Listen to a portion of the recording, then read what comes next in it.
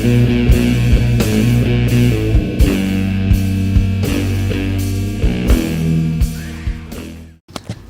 and welcome everyone to Quick Album Reviews. I'm the bong-hitting devil CJ Metal, and today I'm packing in some Dopethrone by Electric Wizard. Fun fact, the band's name is a combination of two Black Sabbath songs, The Wizard and Electric Funeral. Released in the year of Y2K, this album is a classic in the stoner doom metal genre, as I'm sure most of you probably already knew that. According to lead vocalist and backing guitarist Justin Oborn, this album is where the band found their sound. What is that sound exactly? Well, let's break it down. The music on here is fuzzy, sludgy, stoner-friendly, distorted, doomy, a little bit of nonsense, and a whole lot of drugs and hatred. Justin commented that while recording this album, the band consumed a copious amount of drugs.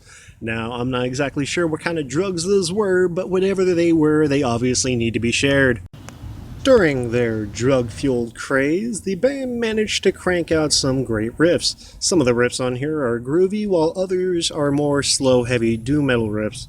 I honestly enjoyed the subtle changes of the riff composition on here, like the beginning of Funeralopolis, where the music kind of starts off rather quiet but then comes full force after a few minutes. It's the small things like that that can really make an album just a little bit better than it could have been had they not done that. Speaking of the small things, while there were some of those good things on here that were small, there's also some small bad things as well, like the instrumental track, The Hills Have Eyes. It's basically an interlude that is just stoner rock, and it doesn't add anything, and it doesn't really go along with the rest of the album, so I ponder on as to why this thing exists and why it was inserted into this album. But that's besides the point. Now, the other thing is the ending of Electric Frost / Golgotha / Alter Milactus, or something like that. I don't know. It's a weird fucking name. Anyways, I bring up the ending of this one because it ends around 10 minutes. However, it continues on for another 5 minutes, and that 5 minutes is literally just feedback sound. I mean, who the fuck wants to listen to 5 minutes of feedback? I know the band did a similar thing on Become My Fanatics, where they did something like that. I didn't like it then either, and I definitely do not like it now. So, I really hate it when bands put in this kind of stuff.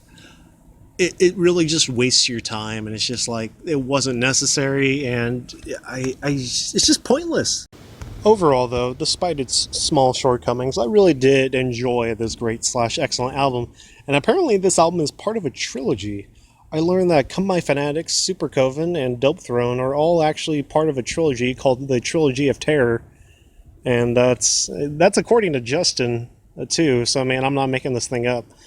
I personally wasn't terrified, but that's not really the point, I suppose. If you haven't heard this album, I highly suggest listening to it. You don't need drugs to enjoy it, and that's because there is already enough drugs on this album to make you feel like you can fly before realizing you can't, and then you just end up being a bloodstain on the pavement. Also, be sure to check out their other albums as well. I did a review on Come My Fanatics and Let Us Pray, so go check those out as well. Also, make sure you check out their EP Super Coven. It's only 2 songs, but it's 30 minutes long, so, you know, it's worth checking into. Anyways, please don't forget to like and subscribe, and make sure you tell a friend to do the same. And as always, I will see you at the next review.